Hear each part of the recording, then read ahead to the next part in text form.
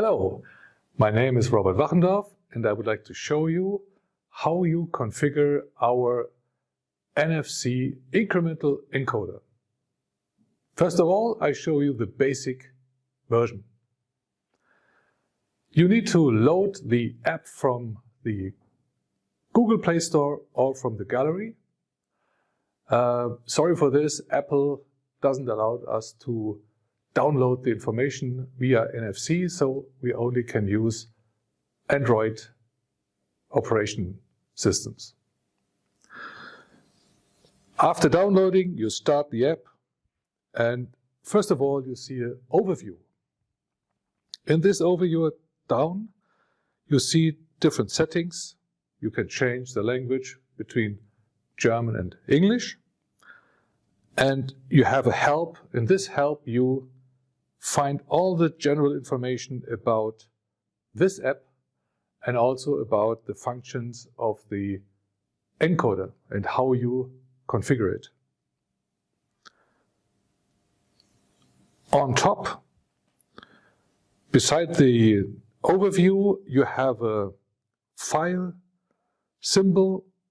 With this file symbol you can upload a configuration file from wherever you got it, and with this you are able to upload a configuration file, and with this configuration file you can configure any encoder you got. With the arrow down symbol you can upload a configuration file from an encoder.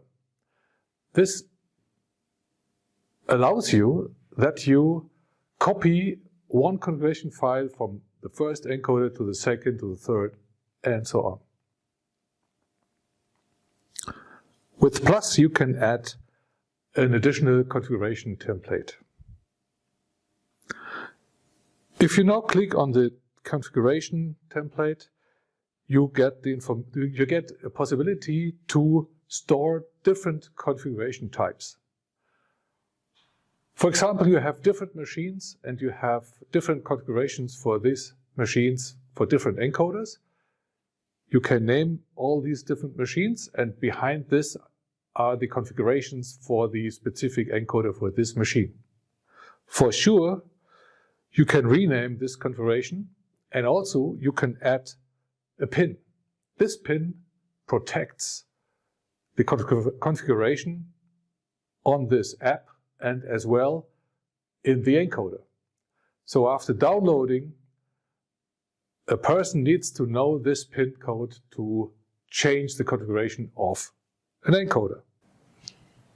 I'm coming back to the configuration screen.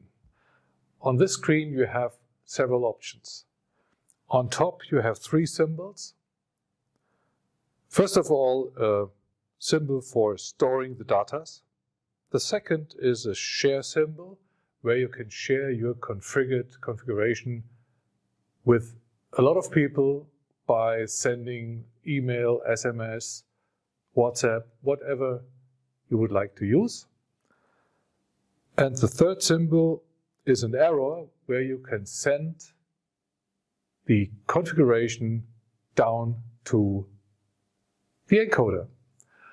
And to have another protection, as you know, it works without applying power to the encoder, but the configuration only ends up in our microcontroller when you add power again.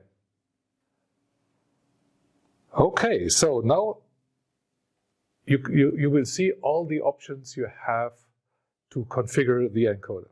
First of all, channels. You can select different types of channels, ABN or ABA, etc.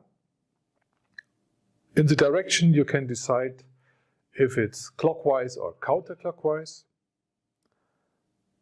On output type you can select TTL or HTL signals.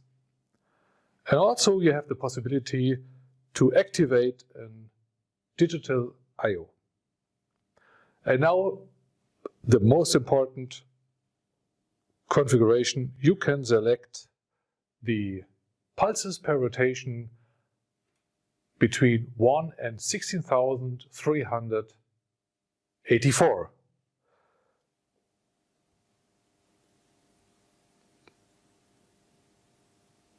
Then we also have a function set the preset. So what you can do is you can set the 0 pulse in the position where the encoder is with this app. So first of all, you bring the encoder in this position, then you use the app, activate the preset, and download this information to the encoder. And then if you remove and bring back the power supply to the encoder, the 0 pulse is set directly to this position where it is. And then we have an additional feature. You are able to type in 128 characters.